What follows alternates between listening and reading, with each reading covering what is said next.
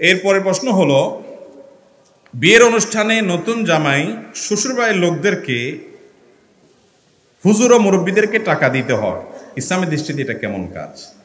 ভাইরা, শ্বশুর বাড়িতে নতুন জামাই বিয়ের অনুষ্ঠানে দেখা যায় যে ওই শ্বশুর বাড়ির যত হুজুর আছে, মসজিদের মুয়াজ্জিন আছে, আশপাশে আলেম ওলামা আছে, মুরব্বী আছে, সবাইকে চাঁদা দিতে হয়। আপনাদের এলাকায় আছে এগুলা?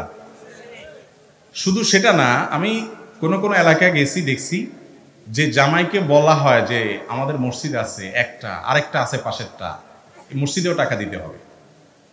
এগুলো তো চাঁদাবাজি। জামাই বেটা বিয়ে করতে গেছে, শরীয়ত তাকে এক জায়গায় খরচ করতে বলছে, সেটা কি? স্ত্রীর মোহর। এটা তাকে দিতে হবে, এছাড়া আর কোনো খরচের বাধ্যবাধকতা তার উপর, মোহরটা তাকে দিতে হবে। আরেকটা খরচ আছে, সেটা তার সাধ্যে থাকলে করবে, না থাকলে না, সেটা হলো অলিমা, সবাইকে দাওয়াত দিয়ে খাওয়াবে। এই দুইটা তার খরচ আছে। এবার আপনি কি করলেন? আপনার শালাশালি কতগুলারে লাগাই দিয়া, গেইট একটা লাগাইয়া এবার সেখানে চাঁদাবাজি করলেন, টাকার বান্ডিল বাইর করে, নাইলে যেতে দিব না।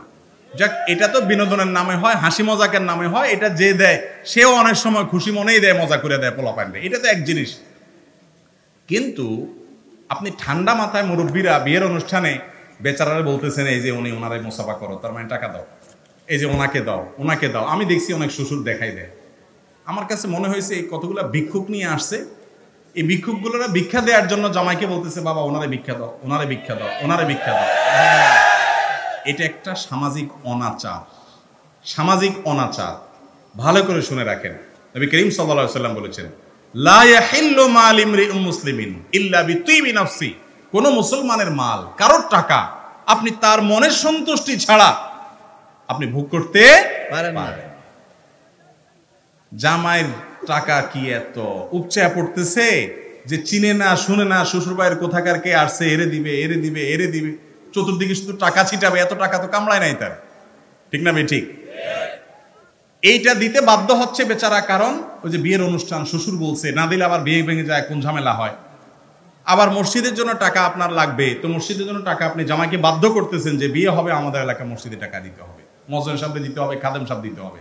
এলাকা বিয়ে হলে ইমাম মুয়াজ্জিনদের পোয়া বাড়ো, ঠিক না? ঠিক। এগুলো অন্যায়, এবং এত বড় অন্যায়, এগুলোকে আমরা অন্যায় মনে করি না, এটা হারাম। অন্যায় ভাবে ওই জামাইয়ের সম্পদ আপনি আত্মসাৎ করতেছেন। আমি কি বুঝাইতে পারতেছি? এই ব্যাপারে মুরব্বীদের দায়িত্বশীল হতে হবে। আল্লাহর ওয়াস্তে সমাজকে অনাচার মুক্ত করেন। নতুন জামাই আসছে, শ্বশুরবাড়ির মসজিদে দেখতে গেছে, তার যদি টাকা পয়সা থাকে, সে যদি সম্পদশালী হয়, আপনারা তার কাছে দাওয়াত পেশ করতে পারেন যে আমাদের মসজিদে নির্মাণ কাজ চলছে বাবা। সেটা তো অবশ্যই প্রথম দিন মেহমান হয়ে বেচারা আসছে, সেই দিনই আপনি রসিদ বনিয়ে দাঁড়ায় থাকবেন। এরকম ডাকাতি মার্কা চাঁদাবাজিতে হওয়ার কোনো প্রশ্ন উঠতে পারে না। আস্তে আস্তে জামাই বাবাজি পূরণ হয়েছে, আপনি জামাই বাবাজির কাছে মসজিদের জন্য বললেন, বলতে পারেন, এটা ভালো কাজের জন্য বললেন, বলতে পারেন, এটা তার ইচ্ছার উপর নির্ভর করবে। কিন্তু না, সবাই মিলে বসে চাঁদাবাজি করবে। আমি নিজে এরকম কয়েকটা বিয়েতে ছিলাম, প্রতিবাদ করছি আমি, কে কার কথা শুনে। যদি জামাইয়ের পক্ষ হয়ে আসেন আপনি, আর আপনি মাসালা বলেন যে এটা জায়েজ নাই, বলবে মৌলবীরে পয়সা করে দিয়ে আনছে আগের থেকে। তো আমাদের এই সমস্ত অনাচার দূর করা লাগবে না?